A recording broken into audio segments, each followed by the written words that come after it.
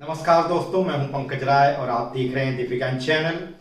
आज की वीडियो में मैं आप सभी के लिए लेकर के आया हूं एकार्थक प्रतीत होने वाले शब्द। बहुत बार ऐसा देखा जाता है कि कई शब्द ऐसे होते हैं जिनका अर्थ हम एक ही मान लेते हैं या एक ही समझते हैं। उन दोनों शब्दों में या दो से अधिक शब्दों में जो हमें एक जैसे प्रतीत होते हैं, उनके अर्थों में हमें कोई भिन्नता नजर नहीं आती। उन शब्दों को देख करके उनके अर्थ को हम एक ही मान लेते हैं। अब यह टॉपिक परीक्षा के दृष्टिकोण से बड़ा ही महत्वपूर्ण है, क्योंकि इस टॉपिक से रिलेटेड क्वेश्चंस हर परीक्षाओं में अगर आप देखेंगे तो 4 से 5 नंबर या 3 नंबर तक तो आ ही जाते हैं। अब देखिए इसमें पूछा कैसे जाता है क्वेश्चन एग्जाम में। इसमें क्या होता है कि इस तरह से शब्द दिया जाता है, दो शब्द या दो से अधिक शब्द ये युग्म में दिए जाते हैं, जोड़े में दिए जाते हैं, या कभी दो से अधिक शब्द भी दिए जाते हैं एक साथ, और पूछा जाता है कि इनका सही उत्तर या इनका सही अर्थ किस विकल्प में है। तो वहां पर हम देखते हैं कि हमें जानना यह जरूरी हो जाता है कि इन शब्दों के जिनके अर्थ हम एक जैसे समझते हैं, उनके रियल अर्थ क्या होते हैं, उनके वास्तविक अर्थ क्या होते हैं। तो चलिए स्टार्ट करते हैं। आज की श्रृंखला में, आज की कड़ी में, आज की वीडियो में मैं आप सभी के लिए कुल मिलाकर के 20 ऐसे शब्दों को बताऊंगा, 20 ऐसे जोड़ों को बताऊंगा जिनके अर्थ भिन्न भिन्न होते हैं लेकिन हमें एक जैसे लगते हैं। पहला शब्द है अभिनंदन, स्वागत। देखिए अभिनंदन का क्या अर्थ है और स्वागत का वास्तविक अर्थ क्या है। अभिनंदन जब हम किसी का विधिवत यानी बाकायदा जब स्वागत करते हैं तो वो अभिनंदन कहलाता है। और स्वागत यानी किसी के आने पर, चाहे वो कोई अतिथि है, चाहे कोई घर में बड़ा व्यक्ति आ गया है, तो उसके आने पर जो हम सम्मान प्रकट करते हैं वह कहलाता है स्वागत। और अभिनंदन यानी थोड़ा स्वागत से हट करके, यानी सामान्य से हट करके जब हम किसी का स्वागत करते हैं विधिवत बाकायदे, तो वह कहलाता है अभिनंदन। अब देख लेते हैं अपराध और पाप में क्या फर्क है। मित्रों, अपराध जो होता है वो जब हम कोई गैर कानूनी काम करते हैं, जैसे कानून में कोई प्रावधान किया गया है कि भाई आप ट्रेन में बिना टिकट के नहीं जा सकते, और कोई व्यक्ति बिना टिकट की यात्रा कर रहा है, तो बिना टिकट की यात्रा करने वाला व्यक्ति अपराधी कहलाएगा और उसका कार्य अपराध कहलाएगा। ठीक है। पाप क्या है? पाप और अपराध में फर्क है। कई बार हमें लगता है कि अपराध और पाप में कोई फर्क नहीं है। पाप क्या होता है? जब भी हम कोई अनैतिक कार्य करते हैं, जैसे किसी को हम सताते हैं या किसी कार्य के लिए हम उसको नीचा दिखाते हैं, किसी काम में अगर वो हमसे अच्छा कार्य करता है तो हम उसे नीचा दिखाते हैं, तो ये कार्य जो है वो पाप या अनैतिक कर्म कहलाते हैं। किसी पुरुष का किसी स्त्री के प्रति गलत तरह का दृष्टिकोण होना या गलत तरह की नजर होना या उसे कुछ बुरा भला कहना, वह अनैतिक कर्म हो जाएगा। इसके अलावा किसी को सताना, किसी की प्रॉपर्टी को हड़पने के लिए उसे तरह तरह की यातनाएं देना, ठीक है, यह अनैतिक कार्य हो जाएगा। अगर वही कार्य हम गैर कानूनी ढंग से करते हैं, जैसे किसी की जमीन जायदाद को लिखाने के लिए हमने झूठी गवाही दिला दी या वहां पर किसी का गलत ढंग से अंगूठा लगवा दिया, तो वो गैर कानूनी हो जाएगा। तो जो चीज कानून के हिसाब से गलत है वो अपराध है, और जो चीज समाज के हिसाब से गलत है वो पाप है। अनुसंधान, आविष्कार और अन्वेषण, ये तीनों शब्द भी हमें कई बार एक जैसे लगते हैं। समझ लेते हैं इसको। अनुसंधान क्या है? जब हम कोई अज्ञात तथ्यों का ज्ञान प्राप्त करते हैं। अज्ञात का मतलब, मान लीजिए जैसे हम कहते हैं, एक सोचने की बात मैं कह रहा हूं, मैं ये हकीकत की बात नहीं कर रहा हूं। एक एज्यूम कर लीजिए, मान लीजिए कि धरती अपने धुरी पर, अपने अक्ष पर 24 घंटे में एक बार घूम जाती है। ठीक है। अब बात ये आती है कि अगर वो किसी एक फिक्स टाइम पर रुकती हो, किसी ने इस बात की खोज कर लिया, ठीक है, कोई अज्ञात तथ्य जो होता हो लेकिन हमें पता नहीं हो, अगर ऐसी चीज की कोई खोज कर लिया तो वो कहलाएगा अनुसंधान। ठीक है। आविष्कार क्या है? जो भी चीज, जो कार्य हम कर रहे हैं उसको हम आसानी से कैसे कर पाए, उसमें क्या कोई यंत्र का हम सहारा ले सकते हैं। अगर उस कार्य को करने के लिए किसी ज्ञात चीज को आसान बनाने के लिए जब हम किसी वस्तु या मशीन का निर्माण करते हैं तो वो कहलाता है आविष्कार। ठीक है। और अगर कोई चीज ज्ञात नहीं है, हम नया शोध कर रहे हैं, ठीक है, जैसे हमने ये शोध किया कि हर साल इस महीने में भाई सूर्य से कुछ अंश टूट करके धरती पर गिरता है या किसी और ग्रह पर गिरता है, तो एक बहुत बड़ी बात हो जाएगी, ठीक है। तो वो अनुसंधान हो जाएगा और आविष्कार क्या हो जाएगा, जैसे हम पेड़ पर चढ़ने वाली कोई मशीन बना दिए और उसकी सहायता से हम पेड़ पर चढ़ रहे हैं, ठीक है, तो वो आविष्कार हो जाएगा। अन्वेषण क्या है? अन्वेषण का मतलब ये होता है, वो अनुसंधान और आविष्कार से किस प्रकार डिफरेंट है वो सोच लीजिए। अन्वेषण में क्या होता है, जब कोई चीज छिपी हुई हो, हमें मालूम है कि ये चीज छिपी हुई है या इसमें कुछ रहस्य है, जब उस रहस्य का हम पर्दाफाश करते हैं तो वो कहलाता है अन्वेषण। जैसे हम कहते हैं कि भाई पुलिस विकास दुबे के केस में कितने और बड़े बड़े लोग शामिल हैं, इसका अन्वेषण करेगी। तो अन्वेषण का मतलब है जांच पड़ताल, जो छिपा हुआ रहस्य है उसको उद्घाटित करना, उसको खोलना। वो छिपी हुई कोई वस्तु है, जैसे कहीं पर कोई खजाना मिला है और ये पता चला है कि भाई यहां पर खजाना हो सकता है, यहां कोई राजा का किला था और उस समय उनके ऊपर अटैक हुआ था, तो उन्होंने क्या किया था, अपना जो राजसी कोष है कहीं छिपा दिया था और वो राजसी कोष आज तक नहीं मिला है। तो जब उस चीज की खोज की जाती है तो वो अन्वेषण कहा जाएगा, ठीक है।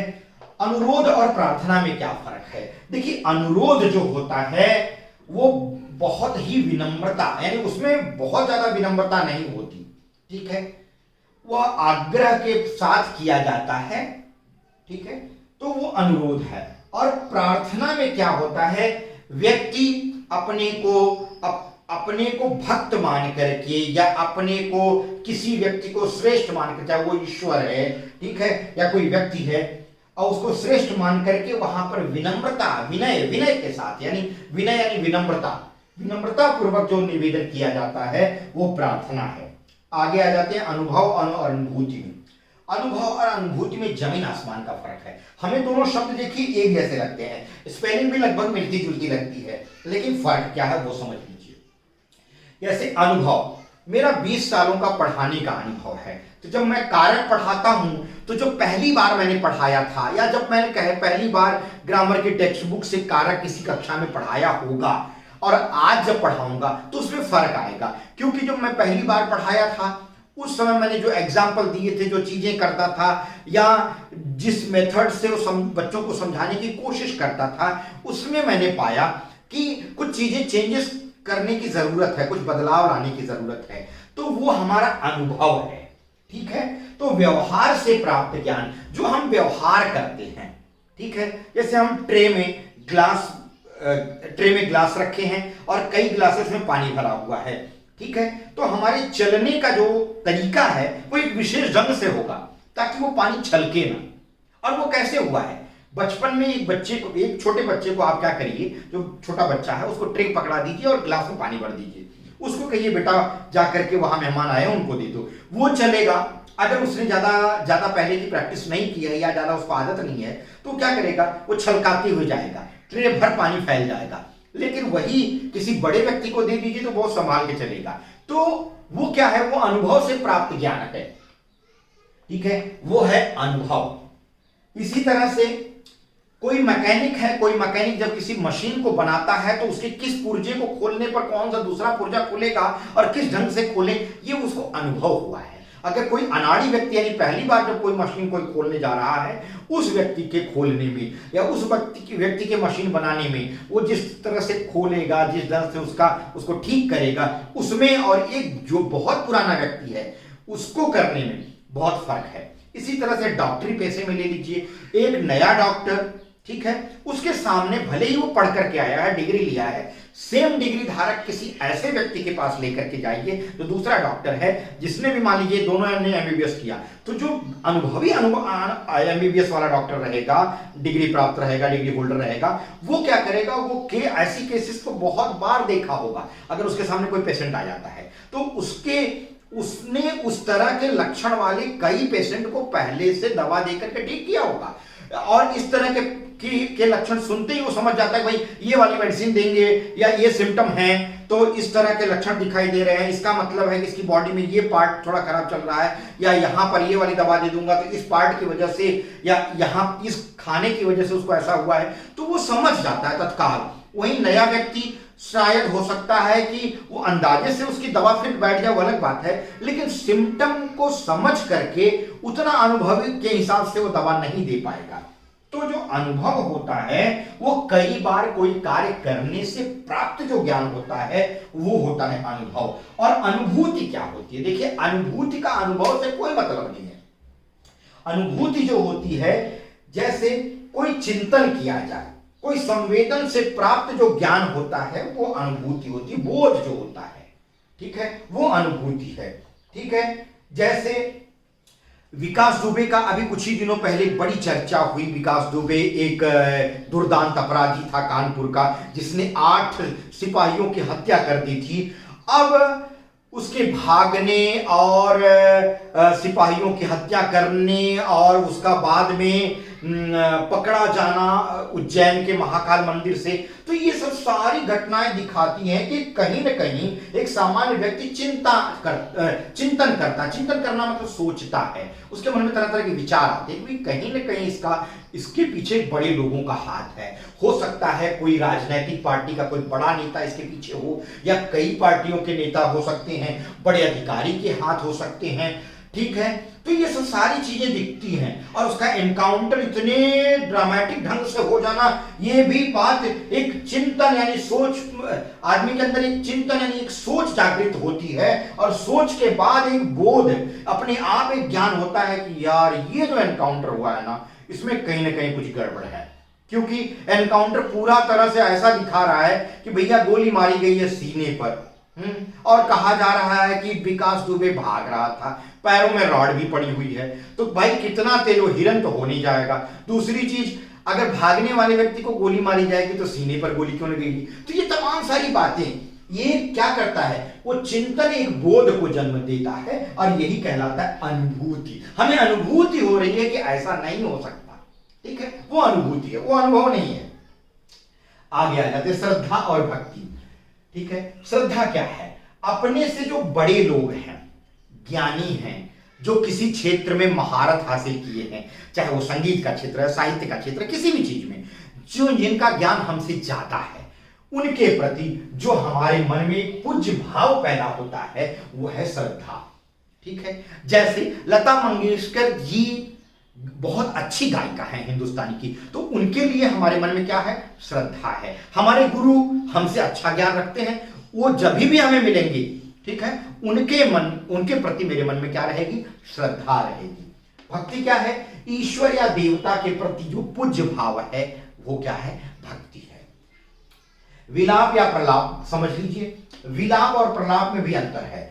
विलाप जो होता है शोक या वियोग में जो रुदन किया जाता है वो विलाप है। जैसे घर में कोई दुर्घटना घटित हो गई, किसी अपने परिचित व्यक्ति या हम कह सकते हैं रिश्तेदार या मेहमान जो हैं या हमारे जो जान पहचान वाले हैं, उनके यहाँ कोई दुखद घटना हो गई, तो उसमें जो वियोग होता है या किसी की मृत्यु में रुदन होता है वो होता है विलाप। प्रलाप क्या है? जब हम पागलों के जैसा, ठीक है, बकबकाना चालू कर देते हैं, ठीक है, तो ऐसा कई बार देखा जाता है कि दोस्तों मित्रों में भी जब कोई व्यक्ति कुछ भी स्टेटमेंट देता है, कोई भी बात करता है जिसका कोई न ओर रहता है न कोई छोर रहता है, क्या कहना चाह रहा है कोई तात्पर्य नहीं निकलता है, कुछ भी बक देता है बिना सोचे समझे, तो उसको हम कहते हैं कि पागलों के जैसे के समान बकना, वो क्या कहलाएगा? प्रलाप। तो विलाप और प्रलाप में अंतर आपको समझ में आ गया होगा। साउंड सेम दिख रहा है, तो इसको हम एक जैसा प्रतीत होने वाला अर्थ कभी कभी मान ले, एक जैसे अर्थ प्रतीत होने वाले शब्द मान लेते हैं, या हमें लगता है कि इन दोनों का अर्थ शायद एक होगा, लेकिन एक नहीं है। वात्सल्य और स्नेह देख लीजिए। वात्सल्य क्या है? जब मां अपने छोटे बच्चे के प्रति प्रेम दर्शाती है, ठीक है, और दोनों में तो पुत्र आदि यहां लिखा गया है, पुत्र आदि, ये कोई जरूरी नहीं कि उसका खुद का बच्चा हो, किसी छोटे बच्चे के प्रति या बड़े बच्चे के प्रति, ठीक है, जहां मां अपना प्यार दिखा रही है, वो छोटों के प्रति दिखाया गया उसका प्यार क्या कहलाएगा? वात्सल्य। आगे आ जाइए, स्नेह। बराबर वालों के प्रति जो प्रेम होता है, वो स्नेह, वो वाला प्यार नहीं जो झाड़ी के नीचे किया जाता है और घर वालों से छिप करके, उस प्रेम की बात नहीं हो रही, ठीक है। वो है स्नेह। लोभ और तृष्णा। लोभ क्या है? कुछ पाने की जो इच्छा होती है, थोड़ा बहुत जो कुछ नया पाने की इच्छा होती है, कुछ नई चीज इकट्ठा करने की जो इच्छा होती है, उससे जब व्यक्ति प्रभावित होता है तो वो कहलाता है लोभ। तृष्णा क्या है? अधिक से अधिक बटोर लें, इकट्ठा कर लें, ठीक है। एक भ्रष्ट कर्मचारी क्या करता है? जो कुर्सी के नीचे से घूस खाता है, उसे इच्छा होती है कितना ज्यादा इकट्ठा कर लें, ठीक है। भ्रष्ट नेता क्या सोचेगा कि भैया कहीं से यार अपने जिले में बाढ़ आ जाए, जितना बाढ़ प्रभावितों के लिए पैसा आ रहा है ना सरकार की तरफ से, उसको तो ऐसा हड़पूंगा पता भी नहीं चलेगा। तो वो क्या होगा? वो तृष्णा है, अधिक से अधिक इकट्ठा कर लेना। और उसके चक्कर में क्या करेगा? चुनाव जीतने के चक्कर में इनका मर्डर, उनका मर्डर, इनको गिराना, उनको डिफीट करना, ये पार्टी बदलना, दुनिया भर की नौटंकी, वो तृष्णा है। मत, धर्म, संप्रदाय, ये तीन शब्द सुन लीजिए। मत क्या है? एक विचार को मानने वाला। वो जरूरी नहीं है कि विचार कैसा धार्मिक हो, कोई जरूरी नहीं कि विचार धार्मिक हो, कोई सा भी एक विचार जो है, ठीक है, वो विचार जो है, उस विचार को मानने वाले लोग, उस सिद्धांत को मानने वाले लोग, वो मत कहलाता है। धर्म क्या है? कर्तव्य, क्या सही कर्तव्य है और कौन सी चीज अकर्तव्य है जिसको हमें नहीं करना चाहिए, ये बताने वाले जो नियम होते हैं वो धर्म कहलाता है। संप्रदाय क्या है? किसी धार्मिक मत को, ठीक है। जैसे हमारे हिंदू धर्म में भी कई तरह के धार्मिक मत हैं। कुछ नागा साधु लोग रहते हैं, उनके अलग धर्म हैं। कुछ लोग अपनी शिखा बांध लेते हैं, पूरा मुंडन करा करके रहते हैं, दांडी हाथ में डंडा लिए रहते हैं, उसमें गठरी जैसा कुछ रखे रहते हैं, ठीक है। तो दंडधारी जो है उनका एक अलग संप्रदाय है। नाथ लोग जो हैं, चाहे जैसे हमारे योगी आदित्यनाथ जी हैं, उत्तर प्रदेश के चीफ मिनिस्टर, उनका गोरखनाथ वाला संप्रदाय है। तो धार्मिक जो मत को मानने वाले, अलग अलग जो मत हैं, ठीक है, उनको मानने वाले वो संप्रदाय कहलाता है। धर्म क्या? कर्तव्य क्या है, क्या अकर्तव्य है, वो धर्म है। मत एक विशेष तरह का विचार, ठीक है, उसको मानने वाला मतावलंबी कहलाता है और उस तरह का विचार मत कहलाता है, ठीक है। अब आगे के शब्दों को देखें, तो चलिए कुछ और शब्दों को देख लेते हैं। यहां 11वां है भ्रमण और पर्यटन। भ्रमण देखिए, यहां वहां घूमना भी भ्रमण होता है। बहुत दूर तक ना घूम करके थोड़ी दूर तक भी घूमना भ्रमण होता है। लेकिन पर्यटन, हम यहां वहां घूमने को पर्यटन नहीं कह सकते। जैसे हम यहां से दुकान तक गए और दुकान से कोई सामान लेकर के आए और हम कहें कि हम पर्यटन करके आ रहे हैं, तो वह भ्रमण और पर्यटन एक नहीं है। भ्रमण यानी घूमना फिरना, वह कहीं भी हो सकता है, दूर भी हो सकता है, नजदीक भी हो सकता है घूमना फिरना। लेकिन जो पर्यटन होता है वह घूमने की इच्छा से होता है। वह अपने देश के अंदर भी किसी स्थान पर हो सकता है या विदेश भी जाकर के, यानी दूसरे देशों में भी जाकर के हो सकता है। प्रेम क्या है, प्रणय क्या है और परिणय, इन तीनों में फर्क है। पहली बात जान लीजिए, परिणय जो होता है वो विवाह होता है, जहां एक स्त्री और पुरुष आपस में वैवाहिक संबंध में जुड़ते हैं, वह होता है विवाह परिणय, ठीक है। तो वो परिणय है। प्रेम क्या है?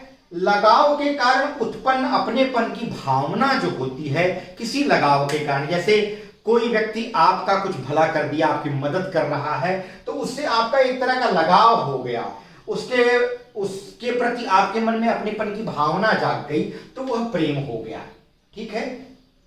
अब यह प्रेम किसी सामान्य व्यक्ति से भी, जैसे उसकी भलाई आपने कर दी, उसने बदले में उसने भी आपकी भलाई कर दी, उस वजह से भी हो सकता है, ठीक है। तो ये प्रेम हमेशा प्रणय नहीं होता, प्रणय और प्रेम में फर्क है, ठीक है। स्त्री और पुरुष के बीच या प्रेमी प्रेमिका के बीच के आपसी प्रेम को हम कुछ समय के लिए प्रेम मान सकते हैं, ठीक है। लेकिन जो प्रणय है, ठीक है, प्रणय जो है वो हमेशा स्त्री पुरुष यानी पति पत्नी या प्रेमी प्रेमिका का जो आपसी लगाव होता है उसी को प्रणय कहते हैं। उसमें किसी व्यक्ति का जो आपके प्रति कोई भला कार्य कर दिया गया, आपकी मदद कर दी गई, उसके प्रति आपके मन में हमदर्दी की भावना जगी, उसको हम प्रणय नहीं कह सकते। प्रणय की सिचुएशन बहुत ही क्लियर है। प्रणय हमेशा पति पत्नी या प्रेमी प्रेमिका के बीच में ही होता है। प्रेम जो होता है वो सामान्य स्थितियों में भी हो जाता है। ठीक है, किसी बच्चे के भोलेपन को देख करके आपके मन में प्रेम या स्नेह जग गया तो वो प्रेम है। ठीक है, लगाव के कारण किसी दूसरे व्यक्ति से हो गया, किसी से आपकी अच्छी दोस्ती है, वो आपके हर भले बुरे वक्त पर आपको काम देता है या आप की मदद करता है या सहायता करता है, तो उसके मन में जो उसके प्रति आपके मन में जो अपनेपन की भावना जगी वो प्रेम है। उसको हम प्रणय नहीं कह सकते। प्रणय की सिचुएशन, परिणय की सिचुएशन और प्रेम तीनों क्लियर हो गया होगा। आगे आ जाइए पुत्र और बालक। पुत्र हम उसी को कहेंगे जो हमारा अपना बेटा है। ठीक है, या हमारे किस भाई का या हमारे छोटे भाई का बेटा है, वह पुत्र हम उसको बोल सकते हैं। खास करके तो अपने बेटे को पुत्र प्रयोग किया जाता है। लेकिन जैसे अभी महाभारत में आपने देखा कि भीष्म पितामह तो सभी को कहते थे पुत्र। ठीक है, उनका अपना कोई पुत्र नहीं था जबकि, तो ठीक है, जहां बेटे का सेंस है वहां पर पुत्र कहा जाता है। ठीक है, जहां बालक, बालक में मतलब कोई भी बच्चे को हम बालक कह सकते हैं। ठीक है, वो अपने बच्चे के अलावा जितने भी लोगों के बच्चे हैं, चाहे अपने पड़ोसी का बच्चा हो, चाहे किसी हम रिश्तेदार के यहाँ जा रहे हैं उनका बच्चा हो, चाहे हम गांव के किसी सामान्य बच्चे को देख करके बोलेंगे तो वो बोलेंगे उसको बालक, उसको हम पुत्र नहीं कह सकते।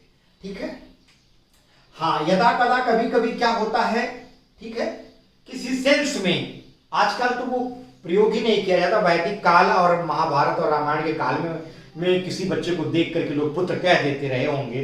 आपने देखा होगा महाभारत में किसी भी छोटे बच्चे को देख करके लोग पुत्र बोलते थे। ठीक है, अब वो बात नहीं रह गई है। तो पुत्र का जो सेंस है वो सीधा क्या है, अपने बेटे से है या भाई या भतीजे, इन लोगों से है। और बालक, किसी भी बच्चे को हम बालक कहते हैं। तो ये बहुत क्लियर होना चाहिए। अब यहां आप महाभारत का सेंस लेकर के नहीं बोल सकते। पत्नी और स्त्री, पत्नी अपनी जो विवाहिता है, ठीक है, जिससे विवाह हुआ है, वह है पत्नी। किसी भी स्त्री को देख करके पत्नी नहीं बोला जा सकता। और स्त्री को, किसी भी नारी को हम स्त्री कह सकते हैं। निंदा और बुराई देख लेते हैं। आलोचना, निंदा क्या है, जब हम किसी की बुराई करते हैं, ठीक है, शिकायत करते रहते हैं, तो वह निंदा है। आलोचना क्या है, आलोचना का मतलब शिकायत नहीं होती, मतलब कहा हमेशा उसकी शिकायत करना, उसके बारे में कुछ बुरा बोलना, वो तो निंदा है। और आलोचना क्या है, जहां गुण और दोष को दोनों को प्रकट किया जाता है, वो आलोचना है। जैसे मैंने कोई पुस्तक लिखी और किसी ने उसकी आलोचना की, तो वहां पुस्तक के अंदर उसके धर्म देखे जाएंगे। गुणधर्म देखने के बाद उसको परखा जाएगा कि उस पर वो सही उतर रही है कि नहीं। तो उसमें जो अच्छाइयां हैं उसको भी बताया जाएगा और जिसमें कमियां हैं उसको भी प्रकट किया जाएगा। वो होती है आलोचना। दुर्गम क्या है, जहां पहुंचना कठिन है वो दुर्गम है, जिस जगह हम पहुंच नहीं पाते हैं। अगम क्या है, जहां पहुंचना संभव ही ना हो। अब जहां पर पहुंचना संभव ना हो वो अगम है, यानी जहां पहुंच ही ना सके। दुर्गम ऐसी जगह नहीं होती कि जहां आप पहुंच नहीं सकते, पहुंच सकते हैं लेकिन पहुंचना बहुत कठिन है। जैसे एवरेस्ट क्या है, एक दुर्गम स्थल है, वहां पहुंचना कठिन है। ऐसा नहीं है कि लोग पहुंचे नहीं है या पहुंच नहीं सकते, पहुंच सकते हैं। अगम, जहां पहुंचना संभव ना हो। जैसे अभी हम कह सकते हैं भाई कि सूर्य पर पहुंचना, सूर्य जो है एक अगम स्थल है, वहां पहुंचना संभव नहीं है। अभी के लिए फिलहाल के लिए तो हम यही कह सकते हैं। तो अगम और दुर्गम आपको समझ में आ गया होगा। उपहास और परिहास देख लेते हैं। उपहास यानी किसी का भी मजाक उड़ाना, वो उपहास कहलाता है। ठीक है, जब हम किसी की थोड़ी बहुत कमियों को देख करके उसका मजाक उड़ाते हैं तो वो उपहास है। परिहास क्या है, हम हंसी मजाक जब करते हैं अपने हमजोलियों के साथ, दोस्तों मित्रों के साथ, रिश्तेदारों के साथ, ठीक है, अपने हमउम्र लोगों के साथ, तो वो कहलाता है परिहास। जब हम मजाक करते हैं, मनोरंजन करते हैं, ठीक है, कोई बात बोल करके या किसी की चर्चा करके हा हा हू कर लेते हैं तो वो परिहास है। उपहास मजाक उड़ाने को कहते हैं। आधि और व्याधि समझ लीजिए। आधि मानसिक कष्ट को कहते हैं आधि। जब आदमी मानसिक रूप से परेशान है तो वो आधि कहलाता है। व्याधि क्या है? शारीरिक कष्ट जो है वो व्याधि कहलाता है। जैसे आपके पेट में दर्द है, आपके कि कान में दर्द हो रहा है, सर में दर्द हो रहा है, या आपको बुखार आ रहा है, या किसी अन्य तरह का शारीरिक कष्ट है तो वो व्याधि है। आगे आ जाइए अस्त्र और शस्त्र में। जो चीजें फेंक कर, ऐसे हथियार जो फेंक करके चलाए जाते हों, फेंक करके चलाया जाने वाला हथियार क्या कहलाएगा? अस्त्र। अस्त्र, ठीक है। भाला क्या है? अस्त्र है। आगे आ जाइए शस्त्र। हाथ में लेकर के चलाया जाने वाला हथियार क्या है? शस्त्र है। तलवार क्या है? शस्त्र है। आगे आ जाइए संतोष और तृप्ति में क्या फर्क है? संतोष का मतलब है जितना मिला है, जो कुछ भी इस कंडीशन है, आप उसमें जब तृप्त हैं, ठीक है, खुश हैं, तो वो संतोष है। और तृप्त का मतलब है इच्छा, जो कुछ भी आपकी इच्छा है जब वो पूर्ति हो जाती है तो वो सिचुएशन कहलाती है तृप्ति की, ठीक है। कोई भी इच्छा, ठीक है, वो तृप्ति, जैसे अब वो पूरी हो गई है। हमारी इच्छा थी, मान लीजिए कि किसी कॉलेज में प्रवक्ता की पोस्ट प्राप्त करना, हमने प्राप्त कर लिया, हम तृप्त हो गए, ठीक है। हम नित्य नए ज्ञान को, ठीक है, प्राप्त कर रहे हैं, नया अन्वेषण कर रहे हैं, हमें संतोष नहीं है, ठीक है। लेकिन हमें जो कुछ भी आर्थिक मदद इस कॉलेज से मिल रही है, जो भी पगार मिल रही है, यूट्यूब से जो कुछ भी मिल रहा है, हम उससे संतुष्ट हैं। संतोष होना यानी जितना मिल रहा है उसमें हम खुश हैं, तो वो संतोष है। और तृप्ति क्या है? जब कोई इच्छा हमारी पूर्ति हो जाती है तब वो हो जाता है सिचुएशन तृप्ति की। तो यहां मैं एक दो क्वेश्चन भी आपके लिए लेकर के आया हूं। आप मित्रों कमेंट करके लिखेंगे कि इनके क्या आंसर हैं। साथ ही साथ एक बात मैं आपसे रिक्वेस्ट करना चाहूंगा कि बड़ी मेहनत से मैं वीडियो आप लोगों के लिए तैयार करता हूं, कई चीजें सोचता हूं कि क्या कंटेंट लेकर के आऊं जो आपके लिए उपयोगी हो। और आप अगर लाइक नहीं करोगे, उसको दूसरों तक शेयर नहीं करोगे तो मजा नहीं रह जाती है, ठीक है। आपसे मैं इतना ही मांग रहा हूं। मैं कोई ऑनलाइन क्लास चालू करके नहीं कह रहा हूं कि भाई आप 2 महीने के अंदर एडमिशन ले लेंगे तो 999 भरना है, और अगर इतने दिन के बाद लेंगे तो आपको 1500 रुपए भरना है, या मेरी ये पुस्तक है, इसको आप इस लिंक पर क्लिक करेंगे तो आपको मिल जाएगी। ये सब पैसा बनाने वाला काम नहीं। जो कुछ भी मैं कर रहा हूं उसमें भी आपका कुछ नहीं जाने वाला है। यूट्यूब उस पर ऐड देता है, ऐड से ही हमें पैसा मिलता है, ठीक है। जो बातें हैं एकदम साफ है, उसमें आपका कोई योगदान नहीं है, हम तो आपको प्रोवाइड करा रहे हैं। तो भाई इनडायरेक्टली आपका भी फायदा हो रहा है, हमारा फायदा हो रहा है। अब जब उसको आप दूसरों लोगों तक नहीं फैलाएंगे तो हमारा मनोबल टूटेगा, फिर हम कहां से वीडियो तैयार कर पाएंगे। तो मेरा मनोबल बना रहे इसके लिए ज्यादा से ज्यादा शेयर करिए, लाइक करिए खूब। जितने लोग देखेंगे इस वीडियो को उनसे मेरा अनुरोध है, प्लीज लाइक बटन जरूर दबा दीजिए। प्रश्न क्या है वो सुन लीजिए। भ्रम और संदेह में क्या फर्क है? दोनों का अर्थ बताइए। ग्लानि और लज्जा में क्या फर्क है? इन दोनों का अर्थ बताइए। इन दोनों का कमेंट जरूर होना चाहिए अगर आप वीडियो वॉच कर रहे हैं तो। चलिए अगली वीडियो में मैं फिर एक नए विषय के साथ आपसे रूबरू होऊंगा। तब तक के लिए बहुत बहुत